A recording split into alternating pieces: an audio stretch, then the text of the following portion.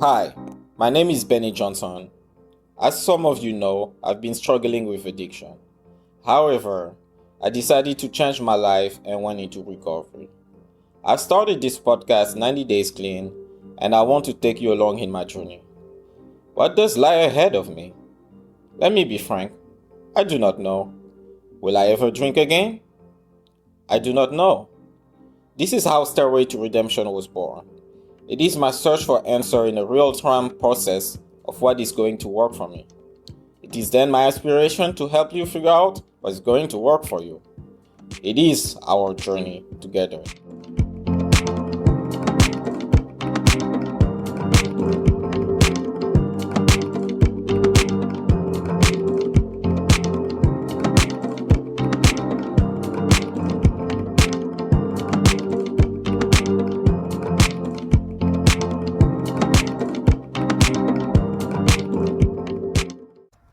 Welcome to Stairway to Redemption, another episode for one of the greatest episodes of all time. You heard his voice on the podcast.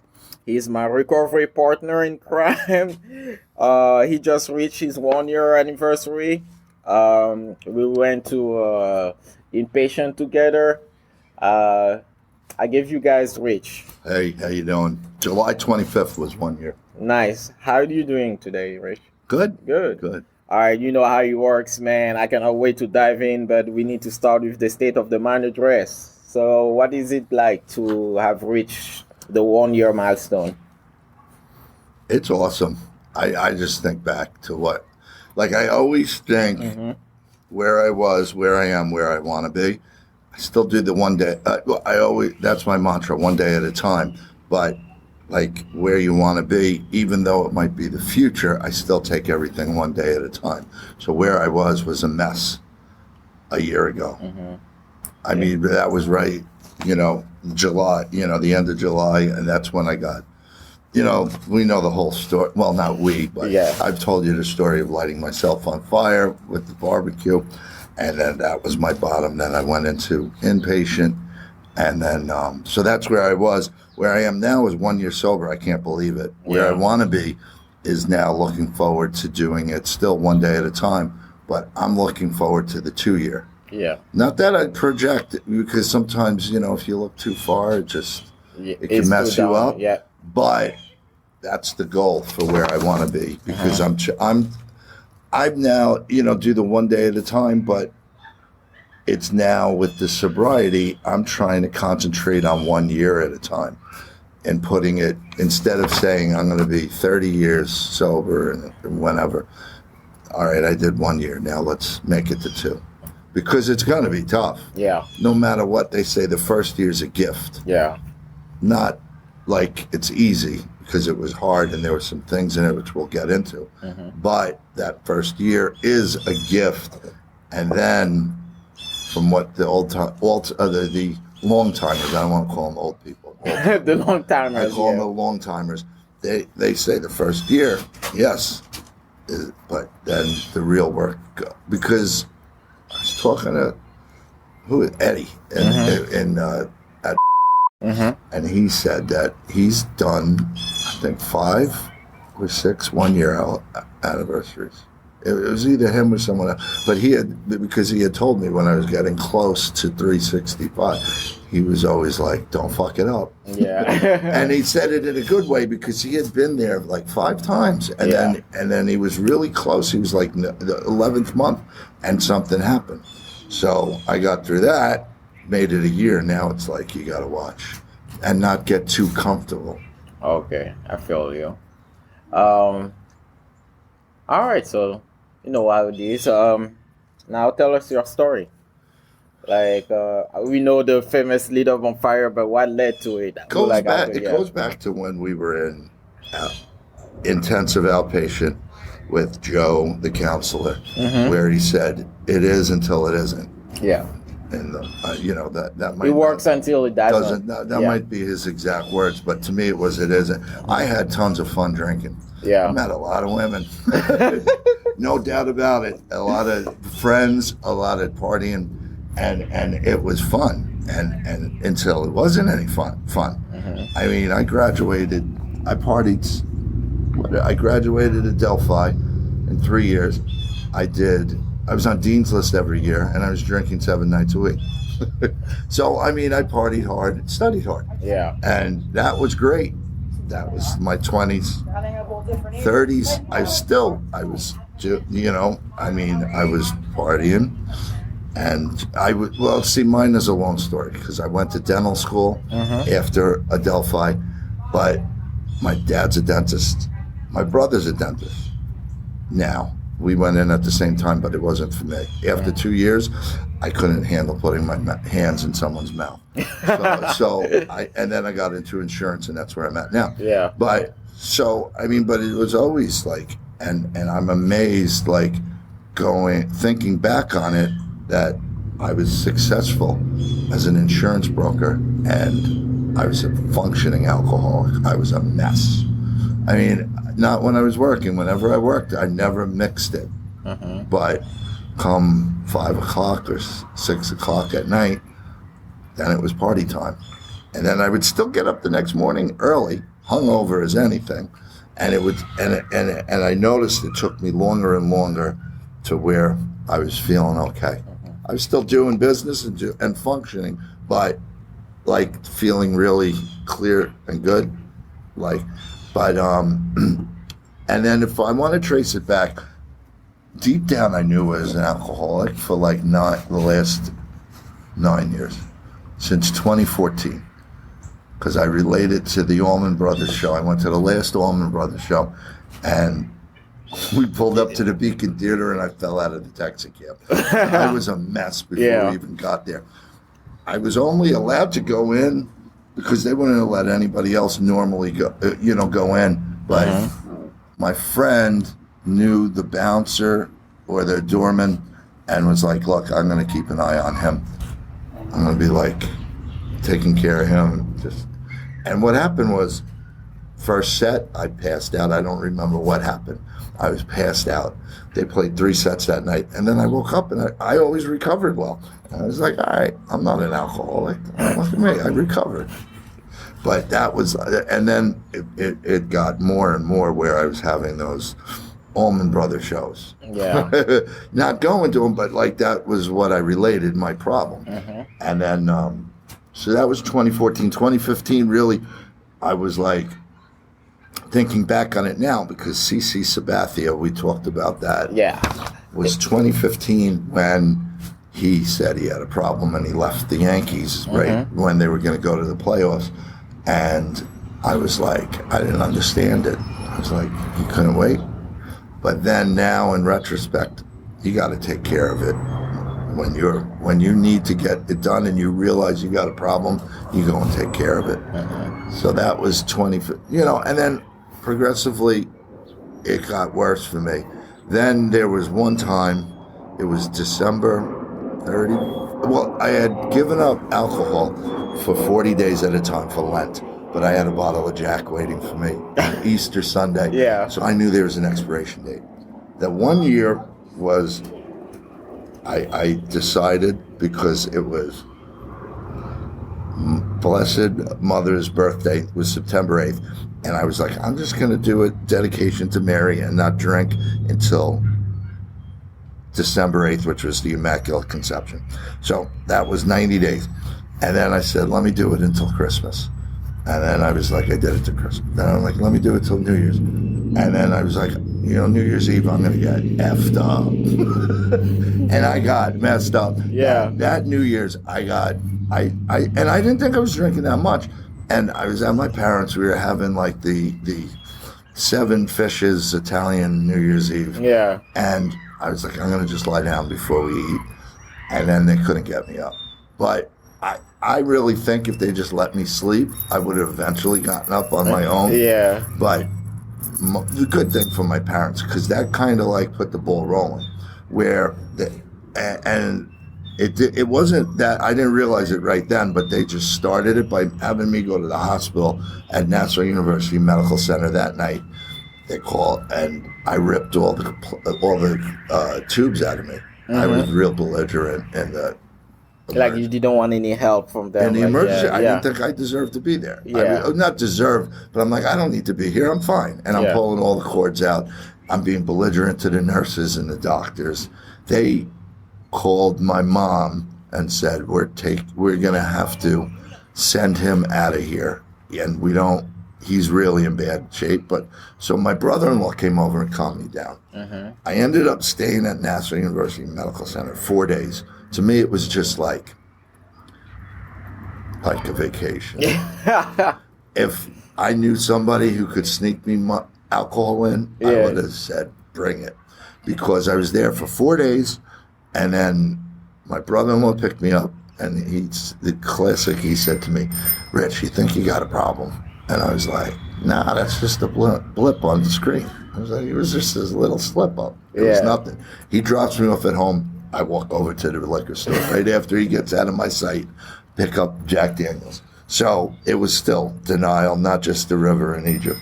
But, and so from there, I went, and I was drinking until July 4th, that's when I let myself on fire.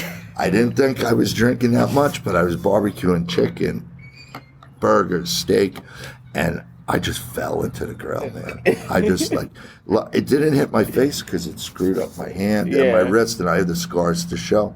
But it just, I did not think I was that bad. Yeah. And I'm on the ground on fire, and I got my mother, because at that time I was pushing close to 300 pounds. Yeah. I'm like 240 right now, so I've lost a lot. But back then, there was no way she could lift me up. And she went not crazy with the fire extinguisher. Yeah. Because I really think she emptied like almost the whole fire extinguisher on you. And so put me out, and then I was there crying like a baby, because I'm like, here's the woman that gave me life, is now saving my life. I'm a mess. My brother-in-law comes over, so again, he saves me because he could only lift me off the ground. Yeah. My mom is like 5'3", 100, if that, and she's 85. At the time, I think she was 84, but she can't lift me up. Yeah. There's no way, There's no way. So, and that was another one, was like, you think you got a problem? And I said, no. Even at that time? I just said, well, I kind of tripped and fell into the fire, and I said, it wasn't really, I didn't have a problem. And so I don't know what happened, but I go to church every single day. That's just my thing. And I would go every morning to the 9 o'clock, and then I would go right to the liquor store at 10. And I wouldn't drink right at 10, but I would have my supply for after work. Mm-hmm. And I kept on praying to God, saying, something, help me. One day it just came over me, and I came out, and then my sister needed me to go to my nephew's baseball tournament in Maryland because her husband couldn't make it. Before I left, I said to my mom and dad, find me 3 different rehabs. I got a problem. I don't know what did it. Holy Spirit, God, just... Before going to the baseball game? No, before I left to go down to Maryland with my sister. Oh, okay. I said, when I come back, this was maybe the 18th of July. Okay. And I said to them, get me, and let's find something. When I come back, I'm going to rehab. And they were like, I had to make sure they didn't pass out. Shot. Because for years, everybody in the family, but after each one of those, my sister said, should you go to rehab? Yeah. After the hospital, my mother, my brother-in-law, after the July 4th, and I was like, no, I don't need it. And then I was always making excuses. Oh, I can't do it because of work and this and that. Yeah. But it was denial. But the thing is, if I had gone to rehab when they had suggested it, I would have used the minute I got out. It was my own decision. So went down to the baseball tournament. I didn't drink in front of my sister, but there was a store down in Maryland, and we had to get soda, or they sold soda, beer, and whatever for the kids. So I went in to buy it, and I noticed they had these small little airplane bottles of... Yeah. I bought 20 of them, and I was able to put them in my pockets so my sister couldn't see. So it didn't rattle either. Well, I mean, I think it might have made a little noise, but she didn't notice it. So I had that get back to the hotel room, and I hid them. I was still drinking, up until the point when I went into rehab. And I was like, oh, it's only little ones, and then, so I did continue, I didn't drink when we went out, when we went out to dinner or whatever. It was like, no, I don't need I'm not drinking anymore. Still alive. Yeah. So come back, my parents found 3 places. One was in California. It was stupid money. Yeah. I'm like, no. Nah. Second one was Chicago. Stupid money. There 4.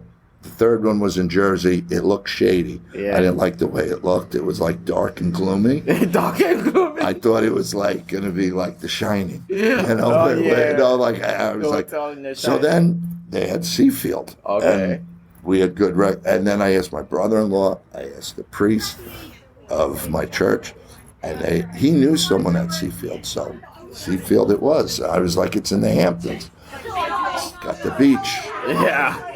The beach that we never saw, by the way. But I'm like, why not? Yeah. I'm like, we're going to the Hamptons. So I went, and that was, that was where it started. Mm-hmm. Before we went to my parents drove me to Seafield, which they didn't really like. They wanted to pick me up, Seafield, I guess, or whatever.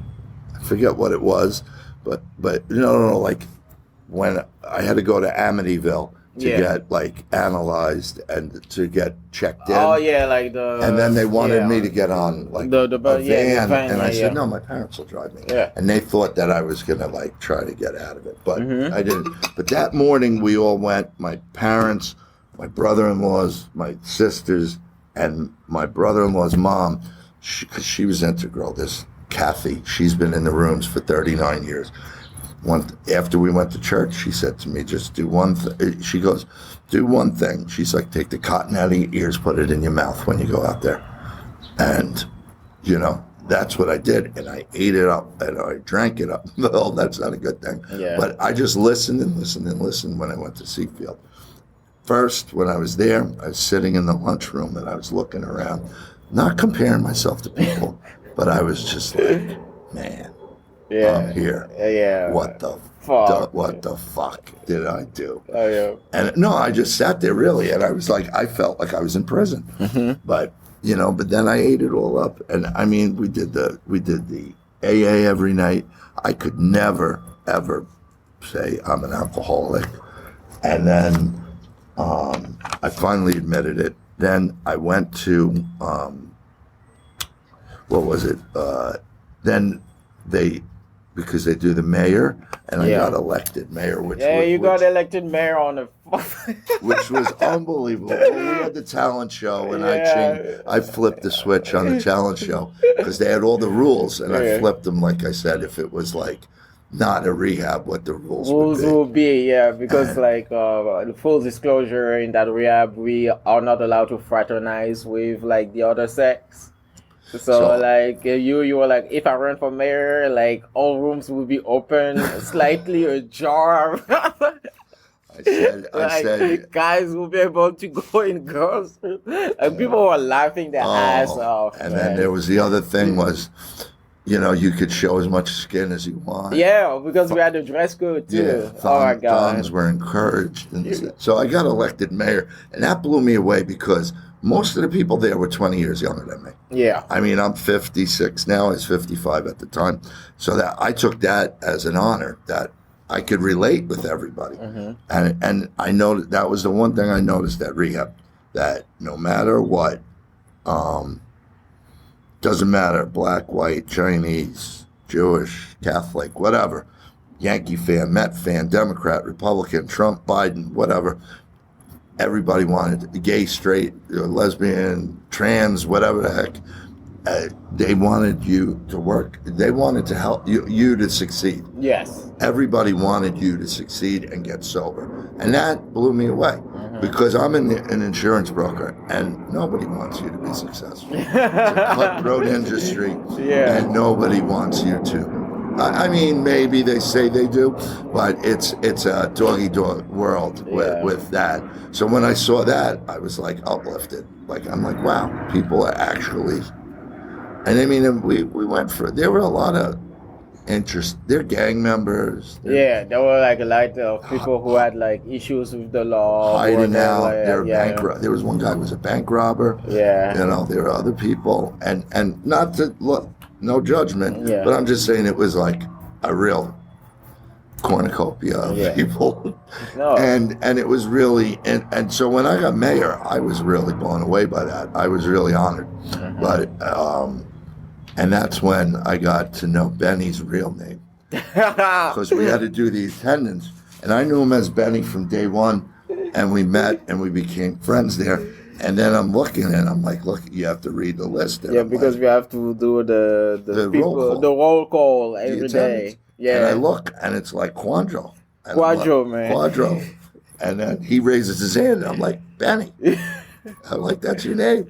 Benny's my middle name. So like I always went by my middle name. I didn't know my middle name was my middle name until I was like maybe 12, 16. Really? Yeah, when I saw my birth certificate, I was like, what the hell? I thought my first name was Benny. Quadro, middle name. My dad is like, nope, Quadro is your first name. No, because when I was looking at the list, I was looking because you were sitting right in the front row. And I'm like, where's Benny on the list? And then it's like, oh, there's Quadro. When I said that and you raised your hand, I was like, oh, all right. But then I left rehab early. Because of COVID. Yeah. So I thought that was a sign from God. Yeah. To be really, not a sign, but I thought it was like you learned enough and now it's time to go to the real world. Yeah. Because yes, my sober date is the minute you check into rehab because that's the minute you stop drinking is your sober date. Yeah. No matter where you go because I went under my own volition and so I could have AMA against medical advice, left anytime I wanted, and I didn't. But I just felt that when I got the COVID, I don't know, I just thought that it was like, all right, now you got to enter the real world. So I was lucky. My sister, who was in Brightwaters, and her husband, they decided to go to Florida. My parents are in their 80s, so I couldn't go back to stay with them with COVID because this was right when it was all crazy. Yeah. And so my sister opened up the house. My brother-in-law again, my other brother-in-law picked me up, took me to her house. But before I went in, I said, check it. And I was still really messed up from COVID. And I told him, before I go in there, I want you to walk through the whole house and see if there's any alcohol. And my sister actually cleared it all up. There's nothing. Yeah. You know, I think, I don't know where she hid it, but I wasn't going to look. Yeah. Because, you know, but that was that. I sat there and then I hooked up with, you know, I did what AA said, what they said at inpatient. They were like home group, sponsor, 90 and 90. I took it a step further. I went 180 and 180. I got it. Let's talk about those steps that you did, like right after getting out of rehab, finding the sponsor, going to those AA. What was? Well, I got the sponsor because I met Rudy before I went to inpatient. Okay. Because see, I went to two AA meetings with Kathy, who's my brother-in-law's mom. She's been in the rooms 39 years. And when I said, I need to talk to your mom. So she was the best because she wasn't judgmental. She wasn't like, you're an alcoholic. You got to go. You got to do this. You got to do that. She just was like, talk to me. What's going on? You know, and basically, you know, so she's like, I want to take you to an AA meeting. Or, she took me she's like, I'll pick you up 1:45. So we made the 1 o'clock at 474 Wantua Avenue. Yeah.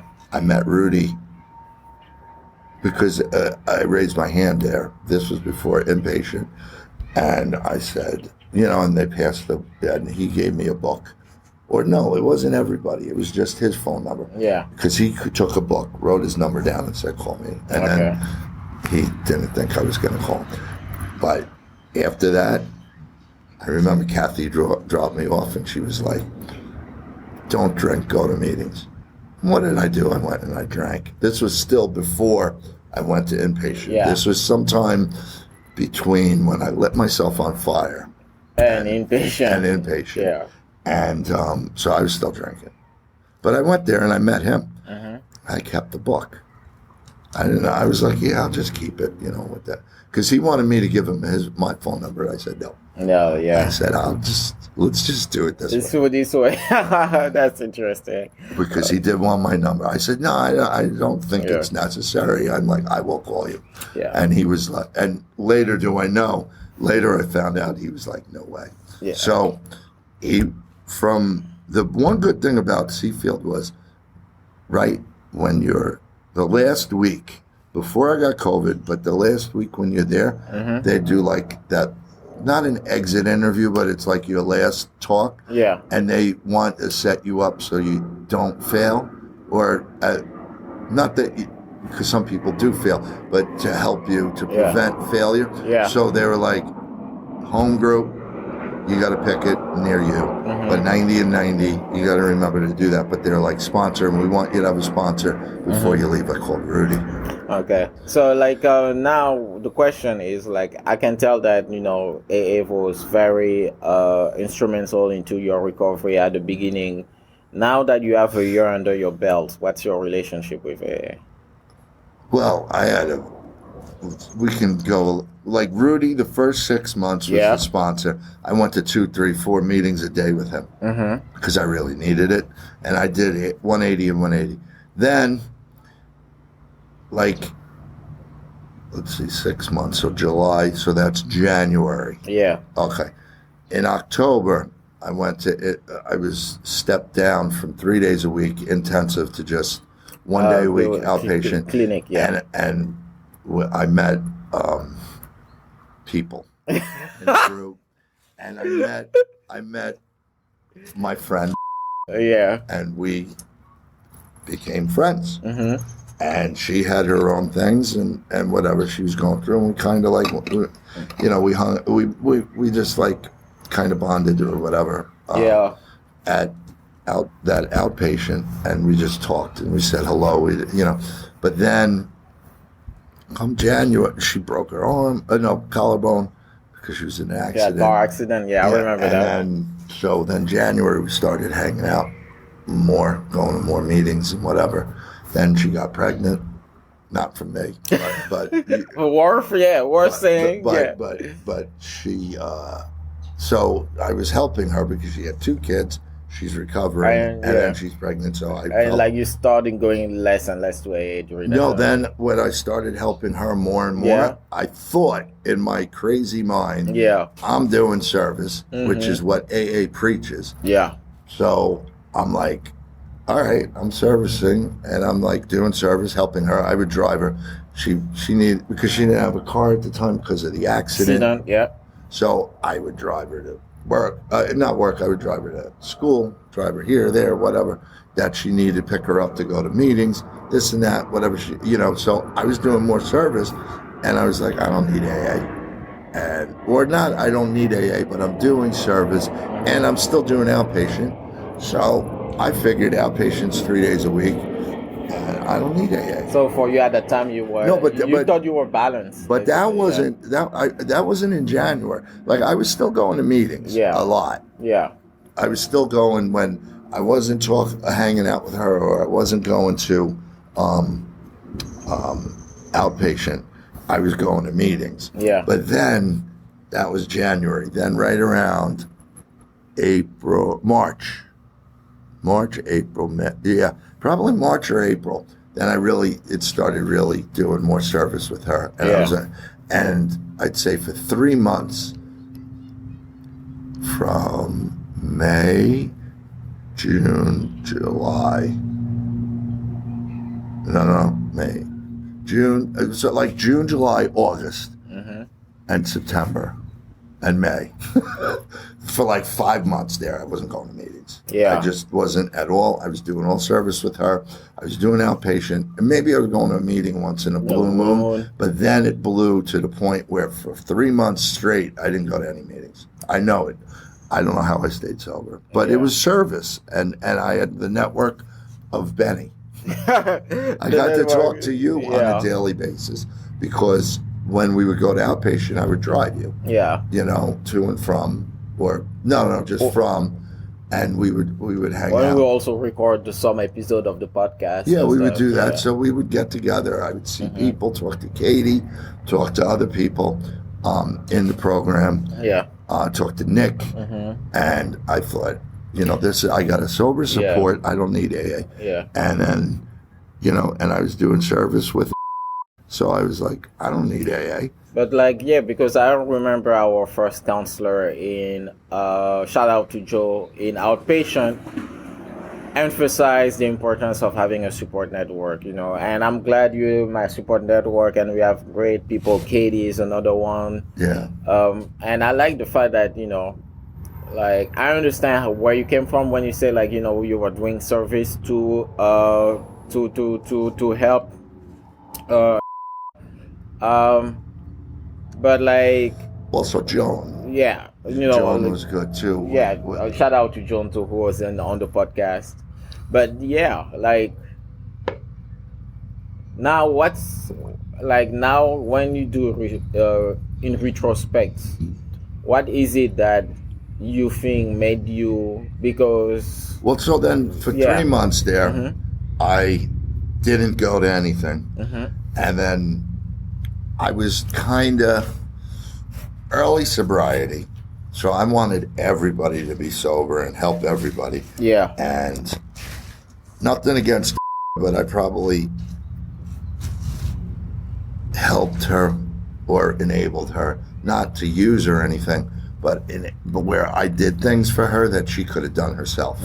But I was like in early sobriety, and I was like... And you are building that network. And I was building the network, and I probably, you know, and nothing against her. She's a beautiful woman and great and fabulous. But the thing was, I think in retrospect, she could have done a little bit more for herself. Yeah. But whatever, that it is what it is.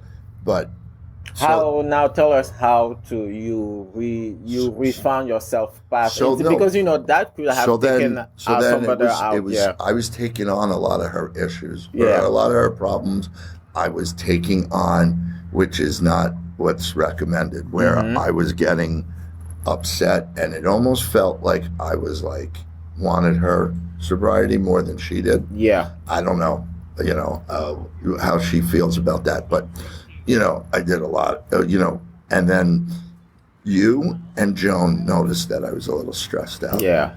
And you and Joan, unbeknownst to me, you had talked to each other. How's Rich doing? And you were like, well, Joan, you called me and you were like, Joan wants to know how you're doing. And then Joan's like, Benny wants to know how you're doing. I'm like, I was just in the car with Benny. Why couldn't he ask me? And so the two of you were very concerned, which is great.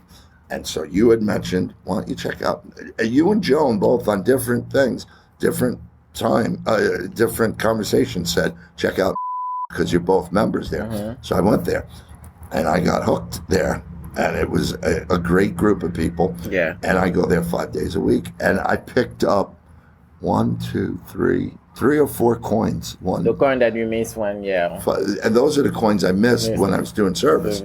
So I was like, I knew I had stepped away for a long time, and it was the best thing that I did because the people there just, you know, are very good, excellent.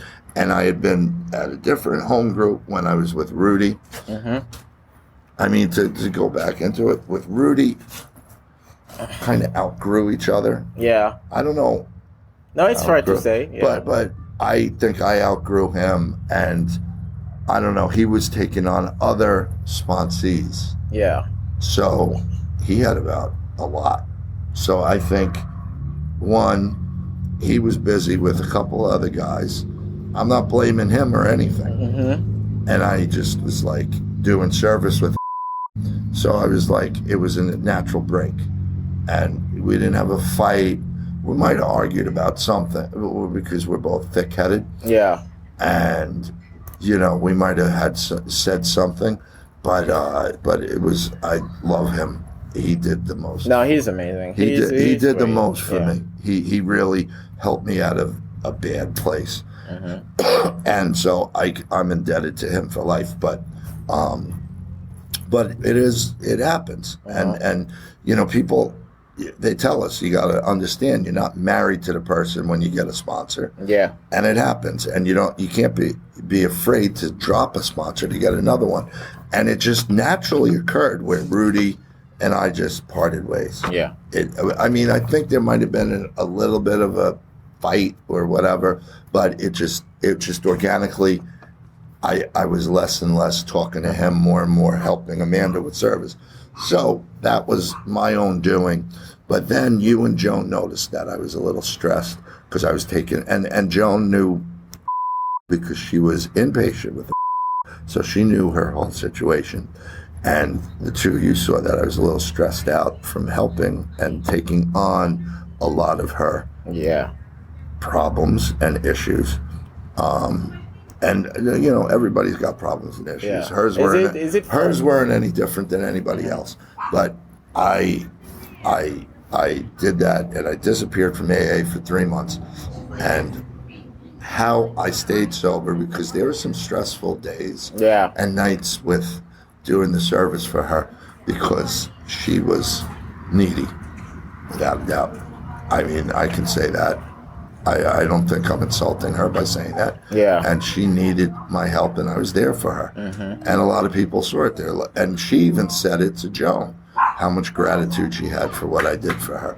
So I don't think, I think that's just an honest assessment that, she was needy. And the thing is, Amanda was part of my early recovery. I would be remiss if I didn't say thank you for what she did, because she was like a distraction. Yeah, because before you say thank you, so is it fair to say that in this year, in your first year, your biggest challenge was to navigate that relationship that you have with that person? Because while building your network of people, you get close to other people, and it's hard sometimes to get close, because we are all in the same group. We share our fears and deepest struggles, and it hurts sometimes to notice or to realize, because she's not the only one. We have other friends who don't want their sobriety as much as we do, or maybe they do, but they're not. They cannot put the same effort as we are. So. Right, and I think in retrospect, I wanted it more than she did, and she had a lot on her plate. Yeah, 2 kids, just a baby daddy. He's nowhere to be found. Back then. Pregnant with a third, and I mean, she had a lot of things going on. So nothing negative whatsoever. And I thank her for helping me with that, because she was a distraction for my early sobriety. So I mean, instead of thinking of drinking, I was like going to drive her or pick her up or do whatever. Yeah. So that was great. But then you and Joan both noticed that I was getting stressed out at the end. And so then I went back to, not back to, but I joined a group that I was with. Rudy and Bethpage was good. I did a lot of service there. I did a coffee commitment, but they were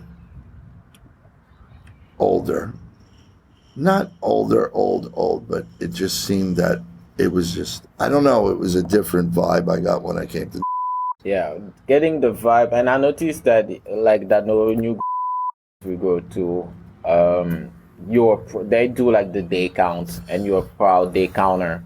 And I remember when you hit 365, you share it, we all clap, and you, I don't count my days anymore. How do you feel now that you are over a year and that you're not able to share your day count anymore? Is it something that you're gonna miss? I thought I was gonna miss it. Yeah. But I have the counter. I have the everything AA app. Yeah. So today it said you've been sober for 1 year and 7 days. So mentally, I still see it every morning. I look at it. Yeah. I don't say it in public, but I look at it. I thought I would be affected more, but now I'm more looking forward to like DJ what did he hit today? 280 or yeah, 6 months I believe. Or 180. Yeah. And then like Andrew hit 201 or whatever, and now I'm looking forward to Danielle hit 30 something, and so now I'm looking forward for those people where I want to see them every time. So then it's another day, and I'm there to help that to cheer them on. Yeah. Like, because when I was saying days, you always heard Matt or Eddie, way to go, Rich. Yeah. Or you, if you were, next to me. And that was great. But I thought I'd miss it more. Did you feel any stress when you started reaching 300? Oh, yeah. Yeah. I was saying it was like when Jeter was going for his 3,000 hits. Oh my God! Everything back to the Yankees, the Yankees baseball or something. Because when Jeter was going for 3,000 hits, yeah, it took him a while. Like the last 5 or 6 hits was like it took him a long time, And I was just not that. Well, I relate a lot of things to baseball, but it was almost like that, because it was like I just want to hit the damn number 365 and it'll be done, and then I can go on. And the best thing was, I hit 365. The next day, I walk in, I see Eddie. Eddie's like, "What day is it?" And I'm like, 366, and he's like, "See, it's just another day." And so that was like one of the best things. Like, I thought that was great, him saying that. He's like, it's one day at a time. He goes, you just got to do that. He goes, 366, no different than 365. Yeah. My sponsor told me that even if I'm not actively counting, when I'm going to subconsciously notice, because I remember my sober date. I just keep that date in mind. When it's going to get closer, I'm noticed that I'm like in 300. It's going to start hitting me. And he told me to, even if you don't count, just be careful. When you get in that moment, it gets a little bit stressful because you're like, oh, yeah, shit, I'm almost there, The thing was, it wasn't really after 300. It was like, it started at like 325. Yeah. Well, no, 30. Yeah. Well, it's 335 because it was 30 days then. Because then it would be 30 days and then it's a year. Yeah. So it was like 335 was when it started. And then I'm like 345, 20 days. Yeah. Then 355. Then 360, I was like 5 days. And it was like... At this point, you want to put yourself in a room. Oh, I did. Like lock the door and make sure you made that year. And he kept on coming every single day after 360 or maybe 3. He kept on saying, make sure, don't fuck it up. Don't fuck it up. But, No, because that's which true. Which is all funny. I mean, we're laughing now, but he was like really honest about it, because he's like, I've been there. Yeah. He's like, where you think you got it? And it's like... No, a lot of people fell at 11 and some change. And you do something stupid. Yeah. You think you could drink like a normal person. I mean, I even said to you, day 365, let's have a shot of Jack. And then I was like, Benny, I'm an alcoholic. We can't do that. He was like, what about celebrating at 3? We can't. I said, just one little shot of Jack we could do. And you looked at me, your mouth, it was priceless. I wish I had a picture. Oh, man. Your mouth like almost hit the ground, and you were just like, what is he thinking? And what is he saying? And and I was like, nah, I can't do that. I'm an alcoholic, because it's not going to be just one shot. If it would be one shot, then maybe we would do it. But I know it would lead to 2, 3, 4, 5, 50. Yeah. And, but yeah, that was a big thing with but now that it's like 7 days after a year, it's like, wow. Yeah, so you still full disclosure, like your celebration for your 1 year is this Saturday. I'm gonna speak at it, right. So like there's still a party to come, but like now the question before we wrap this up is like, now what? Well, you know what the other thing was that I was told? Uh-huh. Once you make it to 365, yeah, if you relapse on 366, they still have to give you a party because you've made it a year. Not that I was thinking of relapsing, but I thought that was I thought that's funny. No, that was what the grace period. I thought that was funny. They were like, you make it 365, and on day 366 you relapse. They still have to give you a party because you made it a year. And I'm like, that's really funny. Well, not fun, but I'm like, that's crazy. That's like a gray area. But that's a gray area. But now what? I think I'm gonna have to, like, the steps. Oh yeah, what are you like? What do they mean to you, by the way? The steps, I don't know. I'm going to get into them now in the second year. Yeah. Or going towards my second year, because I've always, like, most of the steps to me have God in them, and I'm a religious guy, so I don't have a problem with that. Mm-hmm. Some people have a problem with the God thing. Yeah. The higher power of being God. I don't. So, like, a lot of the steps I've accomplished because I'm very religious. I go to church every day, pray a rosary every day. I'm praying almost a lot during the day for you, for all my close friends in AA and in recovery. It's just, I have a book just to get into my prayer thing, but I have a book, and like I hear something's going on, I write their name down. Matt, when he said his wife was in the hospital, she was in the book. I prayed for her until she came out. You were going through something, I got you in the book.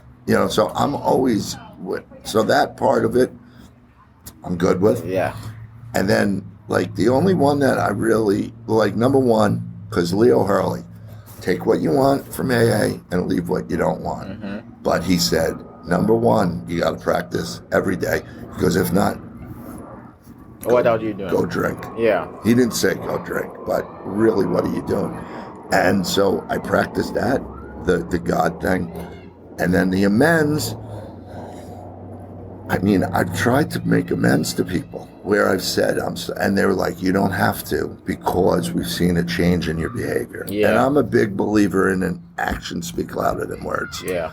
Because how many times can I trip and fall at a wedding, knock a wedding cake over, dump a glass of wine on the bride, and then say, I'm sorry. Yeah. And then all of a sudden do it the next wedding.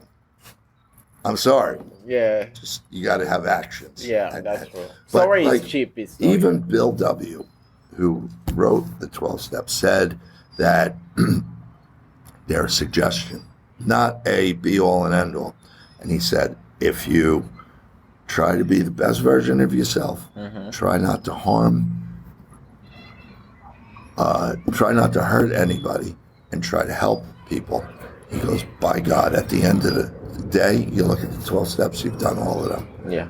And I mean, that's making it, I'm not trying to make it simple. Simple, yeah. But he is more or less, I think what Bill W. was saying was like, let's not, you know what he said? Let's not make a project out of the steps. Yes. Where, because the thing is, I relate it as, I'm like, it could be mind masturbation. Where, all right, I did 1, 2, 3, and you mark it, check it off. Yeah, check it out. Yeah, I'm not about that school. I did all 12 steps. Now I'm cured. No, you're not. Yeah. You got to practice what what is there. And, so I have a different, I think you do too. Yeah, that's why we have a different version of like the steps, like of the steps in AA. Yeah. We both believe in it. Yeah.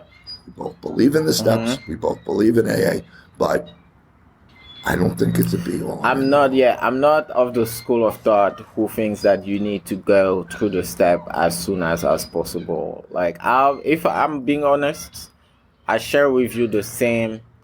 Take your first year to figure yourself out, clean, try to be sober, maybe do 1, 2, or 3 steps. But like even the fourth I'd say in your first year, just do number 1. Yeah. To me, it's... I understand that you're powerless against alcohol. Like, just in your life is unmanageable. That's it. But the thing is, this is a marathon, not a sprint. Yeah. I mean, that's why we do 1 day at a time.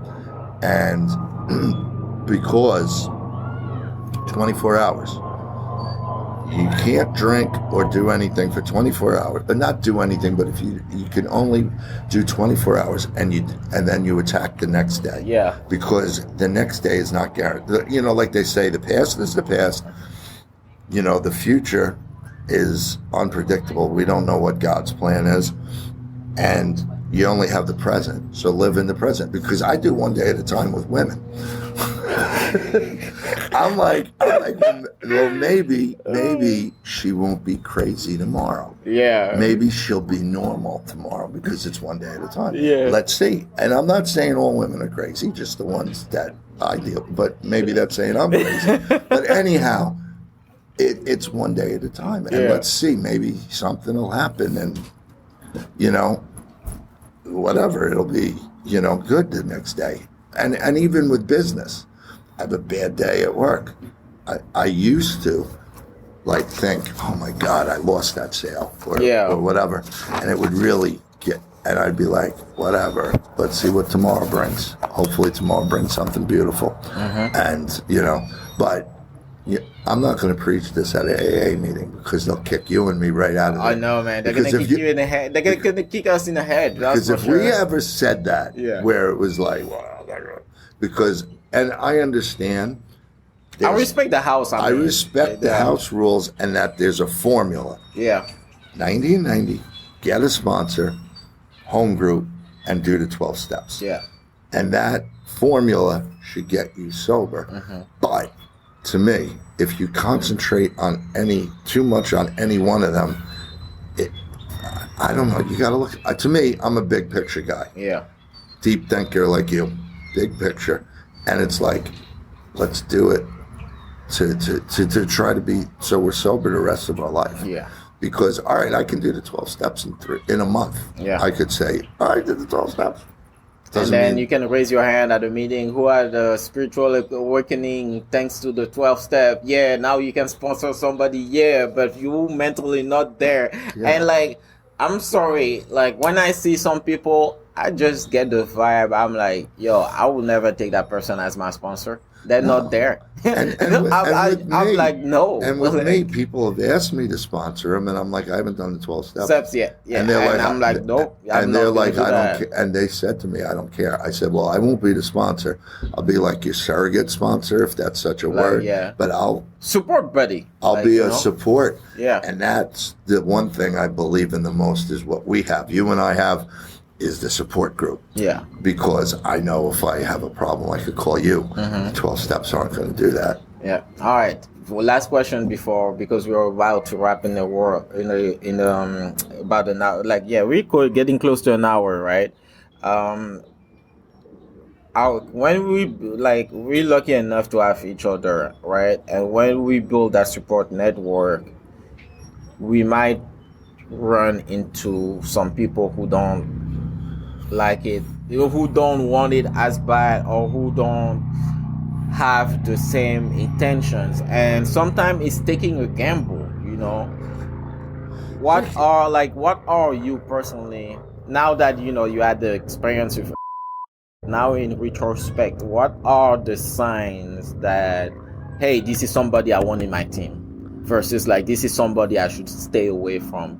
How now that you have the tools, better tools to make those decisions, what will be the process? Talk to them, and actually, I think always wanted to get sober, and is, I don't know what she's doing now, but but I think that you gotta make sure that they have the same mindset as you, and if you push it more, ask them, talk. Communicate. Yeah. Because you can find out a lot when you delve into how badly do you want the sobriety. Because some people don't want it.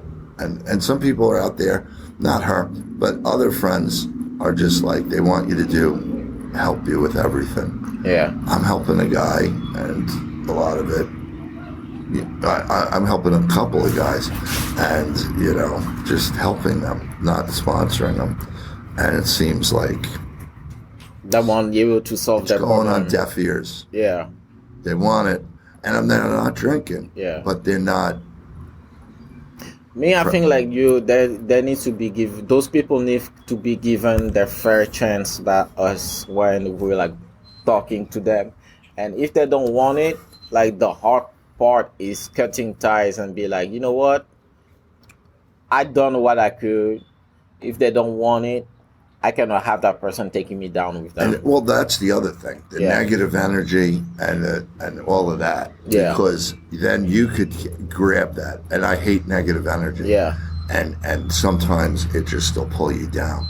Yeah. And it could hurt you. And it could make you relapse. Yeah, definitely. So the thing is, a lot of stuff I did was in early recovery. Which could, was a little bit unsafe. Which was unsafe. Yeah. And you look past a lot of things, but in retrospect, you got to be on the same page. Yeah. Or at least want it and not just do lip service. Yeah. Because some people do lip service. Yeah. Where they're like, yeah, I want to be sober. I want to be sober. Yeah. And they don't. And the sad part, we cannot take the inventory of those people. But when they say something, you're like, yeah, I see that playing. And it's hard because you can pray for a person to get better, but at the same time, you can be objective of what they're telling you and the way they're telling you, and you're like, yeah, they don't get it yet. They're not getting it. They're not getting it yet. And the other thing is, which we never talked about. The last thing is you got to do it for yourself. Yes. Because a lot of people do it for their kids, CPS, divorce. Yeah. They got legals. Yeah. They got this or that. And all they're doing is they're cleaning up that part of their life, but they're not cleaning up their alcoholism or drug addiction. Yeah. And that's a big. We'll have another one. Yeah, we'll have another what we call roundtable discussion. We'll bring back Katie, but yeah, Rich, thank you very much. I cannot believe it's now that you get your own solo episode, but it was long due. Yeah. And guys, but we can have another solo episode. Yeah, man, for sure. Yeah. Because there's a lot out there that I'm pretty sure some things we missed. Definitely. It's going to come up. It'll come up. It's gonna come some of the stuff I just think we missed. And, all right. We're going to keep it for the next episode. We'll keep that for the next episode. All right, guys. Thanks, Rich, and I will see you for the conclusion. All right. Thank you to Rich for being the solo guest on episode 33 of Stairway to Redemption. It's a blessing to count you among my friends, Rich. I'm very honored to speak at your anniversary this weekend. I can't wait to crack some jokes about, our time inpatient. On a more serious note, I'm proud of you for your first anniversary. Thanks for sharing your journey for those first 365 days. Your concern, your concerns, and the challenges that you faced during that year. I'm very pumped. All right, guys, as usual, follow us on social media and support us on Patreon. I will see you next week. Bye.